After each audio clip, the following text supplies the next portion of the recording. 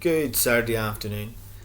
As you may have heard in another video, I have decided to read some of my medium stories because I'm aware that not everyone likes reading and indeed has the full ability to read.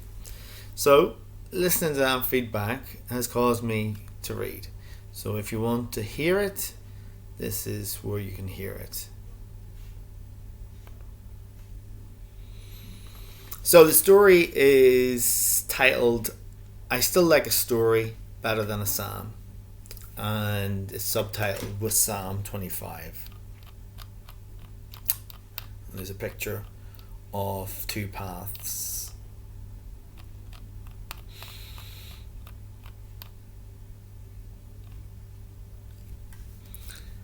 I have never been one to turn to the Psalms when I needed encouragement. I prefer prose over poetry.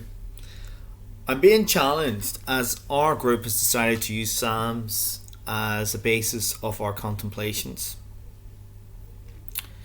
Perhaps they sound too like me when I write letters or when I utter prayers. They don't give an answer nor what happened next. What they do is let you read the inner life of the writer. We're currently looking at Psalm 25. As I read it aloud, I think to myself, who would speak like this to another?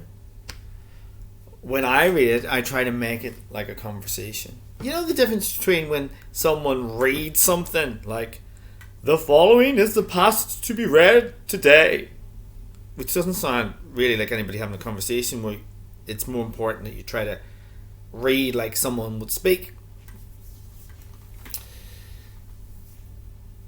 So then verse 1 says, To you, O Lord, I lift up my soul. In you I trust, O my God. I hear myself. I hear myself when I read this verse. I hear myself when I'm anxious and I pray, or when I write a letter, somehow needing to emphasize the relationship.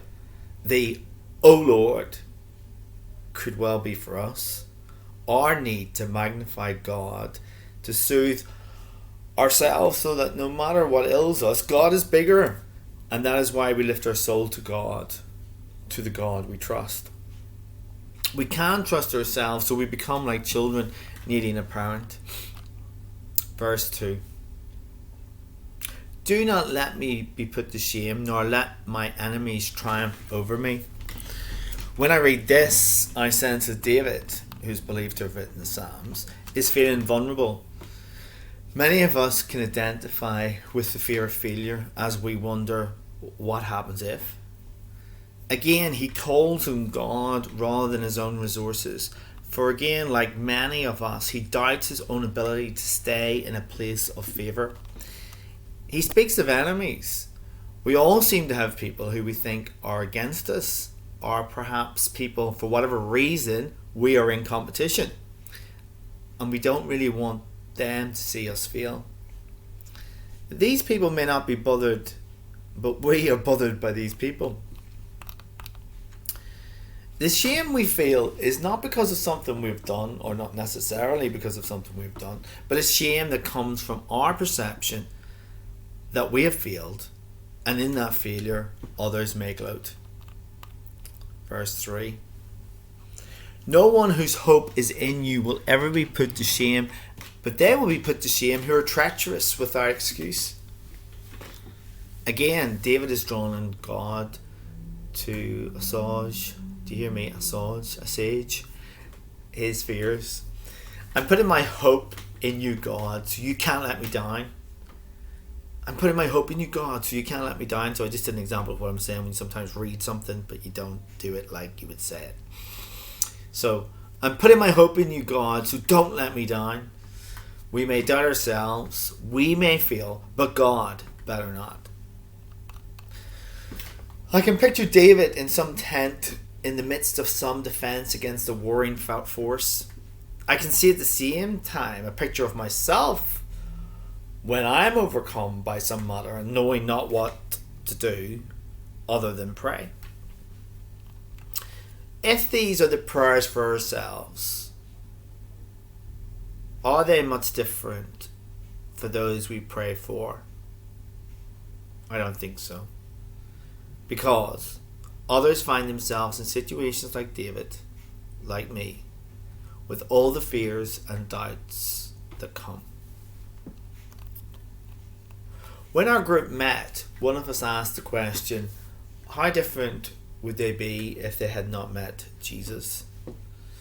I found myself asking the question and seeing a glimpse of what my life would have been.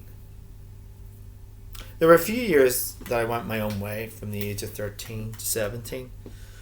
Only 4 years, but those years may tell me something that may have continued if I had not rekindled my relationship with the Father. It is true that I grew disillusioned with politics.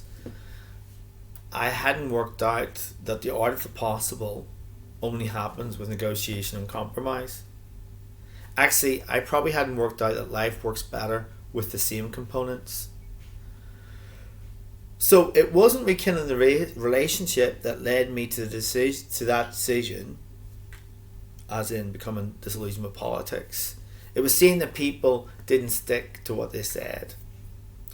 Well, of course they don't, and neither do I. Although I'm a stickler, if you know me. But as a young teen, I believed what was said. That disillusionment, always looking for the positive, did create the space for the rekindling.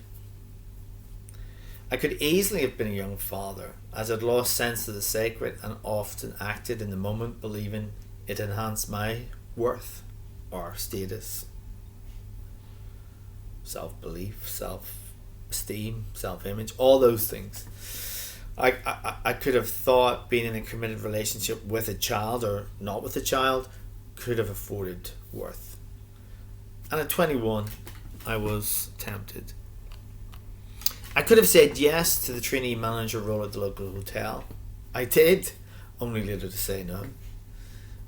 I could have taken my place at Ealing Catering College, but I went to Galway instead. And yet I struggle to see further than my early 20s in this other life. Disillusionment brings with it the space to rekindle or kindle something new. I was looking for something to focus my life. And after 9 months, I find myself back with the Father. It would be different. The experience in the wilderness years would curiously bring a greater depth to our relationship. Faith brings with it a sense of direction. You almost know the right direction to take. That doesn't mean there weren't moments, or not moments now, when I found myself in the wrong place. But like David, I lean on God to find my way. I can see many moments when I got stuck or even shrunk back. They still happen. It was my trust in God that got me to the marriage ceremony, and although 21 years later we separated, later divorcing, I'm glad it did get me there. Moments of brokenness can also bring greater depth. It was and is my trust in God that day by day taught me how also to be a father. Daily, I can still have my doubts about my ability to do what is required to pay the bills. While a child may outgrow its need for a parent, I have not outgrown my need for God, for the Father. I'm at his door most days. And I do invite him here a lot, as I love being with him. When I read this back, it sounds a bit sycophantic, is it? Is that the word, sycophantic? But actually, I mean what I say. I actually do love being with God. There is no other with whom I feel so content, and myself, as in I feel I can be myself, and he knows I like a story better than a psalm.